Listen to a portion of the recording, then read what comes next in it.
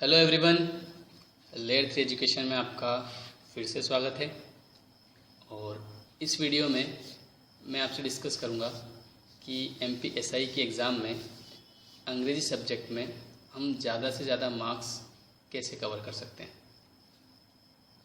जैसा कि आपको पता है कि अंग्रेज़ी सब्जेक्ट जो है वो 30 मार्क्स का पूछा जाता है, लेकिन इसमें ज़्यादातर स्टूडेंट्स 10 मार्क्स या 15 मार्क्स इससे ज़्यादा नहीं ला पाते हैं।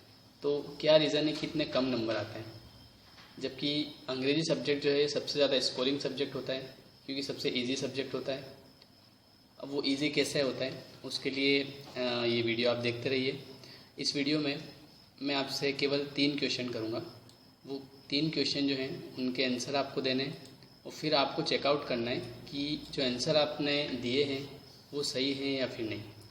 और वो जो क्वेश्चन मैं आपको दे रहा हूँ वो इतने इजी क्वेश्चन है जैसा आप घर से सोच के जाते हैं जब एग्ज़ाम देने के लिए जाते हैं, तो कि जैसे SI का पेपर हो रहा है या फिर किसी भी व्यापम में एग्ज़ाम ले रहा है तो जो इंग्लिश का पेपर होता है वो बहुत ही ईजी होता है। तो ऐसी हमारी मेंटेलिटी होती है। तो इसी टाइप के क्वेश्चन मैं आपसे पूछ रहा हूँ। तो सबसे पहले आप क्वेश्चन देखेंगे वीडियो पे, देन वीडियो को पॉज करेंगे, उसके बाद में आपका आंसर लिखेंगे, फिर मैं आपको उस क्वेश्चन का आंसर बताऊँगा और फिर आप मैच करेंगे।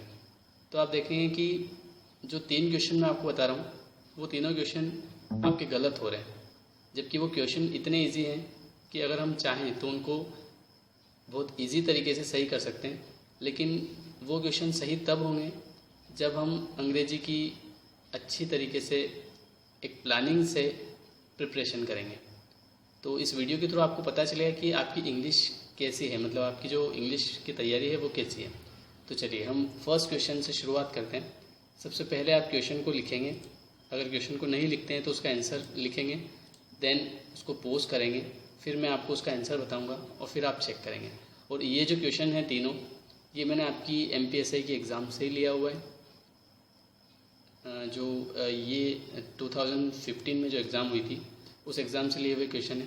तो चलिए हम चेक करते हैं। फर्स्ट क्वेश्चन, हमारा जो फर्स्ट क्वेश्चन है वो है please send blank the doctor. चलिए अब आप इसका सॉल्यूशन कीजिए, फिर मैं आपको इसका सॉल्यूशन बताता हूँ कि वास्तव में इसका सॉल्यूशन क्या है। ज़्यादातर स्टूडेंट्स जो हैं वो इसका ऑप्शन लगा के आते हैं 2, क्योंकि हम क्वेश्चन को इस तरीके से सॉल्व करते हैं, या तो जो क्वेश्चन हमारे जम जाता है, जिससे जब हिंदी से इंग्लिश ट्रांसलेट करते हैं तो, या फिर ज़्यादातर क्वेश्चन हम ऐसे करते हैं कि जैसे ऑप्शन के हिसाब से ऑप्शन को हिंदी करके, जैसे यहाँ पे 2 का मतलब ज़्यादातर स्टूडेंट्स करते हैं को होता है, बाय का मतलब के द्वारा होता है। लेकिन मैं आपको बता दूँ कि इंग्लिश के जो क्वेश्चन सॉल्व होते हैं वो इंग्लिश टू हिंदी नहीं होते हैं, वो होते हैं इंग्लिश टू इंग्लिश। तो चलिए इसका जो आंसर है वो मैं आपको बता देता हूँ। इसका आंसर आप यहाँ पे देखिए, मैंने सेंड की 2 फ्रेज़ लिखी है। फर्स्ट फ्रेज़ है सेंड 4। तो सेंड के साथ जब हम प्रीपोजिशन 4 को इंक्लूड करते हैं तो इसका मीनिंग होता है इनवाइट, दैट मीन्स बुलाना। और अगर सेंड के साथ में हम 2 को इंक्लूड करते हैं तो इसका मीनिंग वही होता है जो सेंड का होता है, दैट मीन्स भेजना। तो यहाँ पे जो सेंटेंस है कहना चाह रहा है कि प्लीज़ सेंड द डॉक्टर। तो डॉक्टर को या तो बुलाना है या भेजना है। तो यहाँ पे जो सही सेंटेंस होगा प्लीज़ डॉक्टर को बुलाओ, तो उसके लिए जो ऑप्शन होगा वो होगा 4, और आई थिंक आपने लगाया होगा 2। चलिए नेक्स्ट सेंटेंस पे चलते हैं। अगला जो क्वेश्चन है वो है she cuts vegetable blank knife, और इसके जो ऑप्शन है वो है 4 बाय विथ 2। ये क्वेश्चन भी मैंने SI के एग्ज़ाम से लिया हुआ है और ये अदर एग्ज़ाम्स में भी बहुत बार पूछा हुआ है।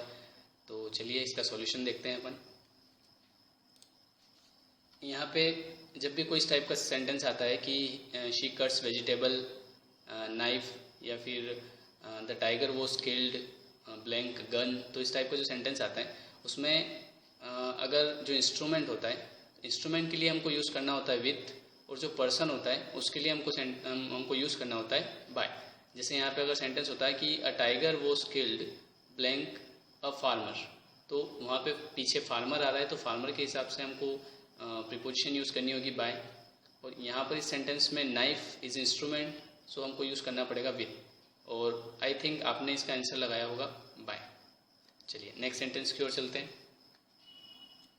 अगला जो सेंटेंस है वो है Ram was married blank Sita.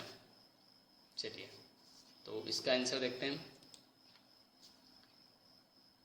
यहाँ पर जो एक्टिव से हम पैसिव चेंज करते हैं, तो जैसे ये सेंटेंस एक्टिव में रहा होगा कि सीता मैरिड राम, और जब हमने इसको पैसिव में कन्वर्ट करा तो यहाँ पे सेंटेंस बन रहा है राम वॉज मैरिड। अब जब हम पैसिव कन्वर्ट करते हैं तो ऑब्जेक्ट को पीछे ले जाते समय उसके साथ हम बाय को ऐड करते हैं, लेकिन यहाँ पर मैरी एक ऐसी वर्ब है जिसके साथ में टू को हमको यूज़ करना होता है। तो यहाँ पे जो आंसर होगा वो होगा Ram was married to Sita, और एज आई थिंक आपने जो आंसर लगाया होगा वो होगा विथ। तो यहाँ से पता चलता है कि आपकी एसआई की तैयारी कितनी है। अगर आपने तीनों के आंसर अगर सही लगाए हैं तो इसका मतलब कि आपकी तैयारी अच्छी है। और ये जो मैंने क्वेश्चन दिए हैं बहुत ही ईजी टाइप के क्वेश्चन है। चलिए, अगर आपने हमारा चैनल अभी तक सब्सक्राइब नहीं किया है तो आप इसे प्लीज़ सब्सक्राइब कर लीजिए, क्योंकि हम आपके लिए बहुत अच्छे अच्छे वीडियोस वोकेबुलरी, एरर से related and other one word substitution, इस टाइप की वीडियो लेके आएंगे। चलिए, थैंक यू।